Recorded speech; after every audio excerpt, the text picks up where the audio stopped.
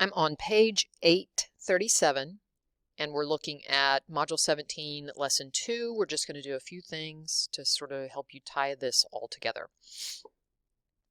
All right, it says use graphs and linear factors to find the x-intercepts of a parabola. Okay, so first of all, it asks you to graph these two linear equations, okay, because it's not a quadratic, it's just a regular old straight line. So we graphed this one right here, and we graphed this one right here. And identify the x-intercept of each one of those lines. Well, the x-intercept, remember, is just where it crosses the x-axis. So the pink one is -4. And the x-intercept for the purple is 2. Now we're moving into quadratic. And how does this relate to the quadratic functions? Okay, so the quadratic function y is equal to x plus 4 times x minus 2 is the product of the two linear factors that you've just graphed. Use a graphing calculator to graph the function x plus 4 times x minus 2, okay? And I didn't use a graphing calculator, I just did the math. Okay, so like I put in several x values, generated the y values that go with it, okay, so that I could draw a parabola right there, okay. Identify the x-intercepts of the parabola, -4 and 2. Well, it's not a coincidence that it's the same two x-intercepts that you had up here when you were graphing them as just linear functions individually. Okay. So what do you notice about the x-intercepts? Well, they're the same as the two linear functions that you graphed. Okay. Okay, so now I'm going to look at number 1. It says use a graph to determine whether 2x squared plus 5x minus 12 is the product of the linear factors 2x minus 3 and x plus 4. Well, first of all, you can graph and figure it out, which we're going to do in a second. But frankly, you can sit there and do the FOIL method and multiply those two together and see if you get this. If you do, then yeah, those are the linear factors. Okay, but we're going to do this graphically like we did the previous example. I've already graphed by hand the two linear factors, but I'm going to take a little shortcut over here to Desmos. And the reason why I'm going to use Desmos is because when I put multiple lines on there, I love the fact that they're, multicolored. So y equals, the first one is 2x minus 3.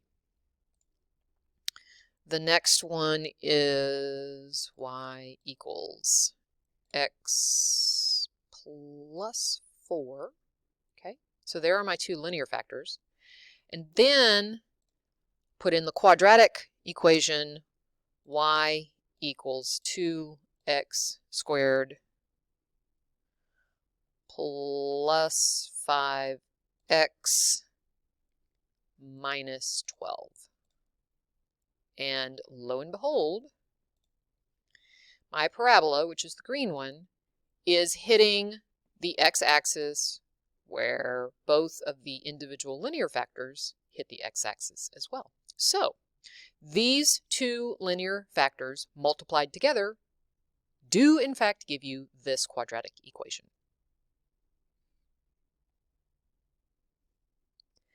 I am now on page 838, and this is an important little tidbit of information. A quadratic function is in factored form when it is written as y equals k times x minus a multiplied by x minus b. Basically, it's already factored, and then if there's a number other than 1, you'd see it. But anyway, and k is not equal to 0. So basically, you have factored form, you have standard form, and you have vertex form. Okay, so we're going to do a little bit with the factored form. So down here, you've got it in factored form, and they want it in standard form. So what do? Well, first of all, you've got to take the two factors and do the FOIL method. Firsts, outsides, insides, lasts. When you do that, here's what you get. The two inside terms can combine because they are like terms. You have -4x and +1x. That gives you -3x for the middle term. And then you've got the 2 on the outside. So now you can distribute. Just do the distributive property. So 2 times x squared, you get 2x squared. 2 times negative 3x, and you get negative 6x. And then 2 times negative 4, and you get negative 8. Okay? So when you take this, which is in factored form, and you put it in standard form, this is what it is in standard form. Could you then take that and put it into vertex form? Yes, but we're not going to worry about that too much. Okay, so over here is an example for you to do. Remember, you've got to do firsts, outsides, insides, lasts, and then multiply everything by 3. Okay, so first, FOIL, do firsts, outsides, insides, last, or, if you're one of these that prefers that box method, fine, But whatever, you need to multiply your 2 factors into the trinomial. You're going to get x squared minus 2x minus 5x plus 10. Remember, these 2 guys will combine because they're like terms. So then you get y is equal to 3 times all of this. And then your final answer, do the distributive property. 3 times x squared is 3x squared. 3 times negative 7x is negative 21x, and 3 times a positive 10 is positive 30. Okay? So the standard form of 3x minus 5 times x minus 2 is this guy right there, and I'm not going to rewrite it. Okay? I am now on page 839, and I am looking at example 2A. A is the one where they basically walk you through it, and then we'll do B together in a minute. But they start off giving you a quadratic function in factored form. Then they write the equation in standard form right here. And they're reminding you that the factors are going to indicate the x-intercept. So factor x minus 1 indicates an x-intercept of 1, because if I put a 1 in there, 1 minus 1 is 0, so your y value would be 0. 3 minus 3 is 0, so the other x-intercept is 3. Okay. And it says the x-intercepts of a graph are the zeros of the function. Remember, x-intercept, zeros, solutions are all approximately the same, same information. Okay. All right, so let's go down to B.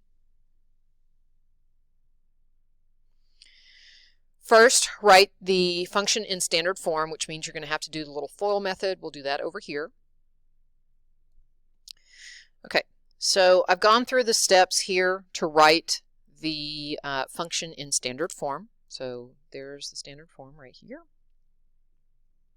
And your factors indicate the x-intercepts. Factor x plus 4 indicates an x-intercept of negative 4, because negative 4 plus 4 is going to give you a 0 for the y value. Factor x plus 2 indicates an x-intercept of negative 2, because negative 2 plus 2, again, would give you a y value of 0. The x-intercept of a graph are the zeros of the function, so an x-intercept of negative 4 indicates that the function has a 0 of negative 4, and an x-intercept of negative 2 indicates that the function has a 0 of negative 2. All right, I'm going to take you back to Desmos for just a second and show you once again that I can take these and get the same information. So y equals x plus 4, y equals x plus 2, quadratic function. I'm going to write it in standard form. Y equals 2x squared plus 12x plus 16. Okay, so it's hitting there and there. All right. I'm also going to do this. What if I had graphed just this right here? Okay, y equals x squared plus 6x plus 8. Like, I didn't bother multiplying by that 2. Let's go back to Desmos and see what that would do. Okay, so I'm going to add that equation. Y equals, and again, I am just doing x squared plus 6x plus 8. X squared plus 6x plus 8. Okay. It gives you a slightly different parabola, but the zeros are still the same. Okay. So your zeros are the same regardless of whether you factor out that 2 or whether you keep it. Okay. And that's going to be important for us to realize.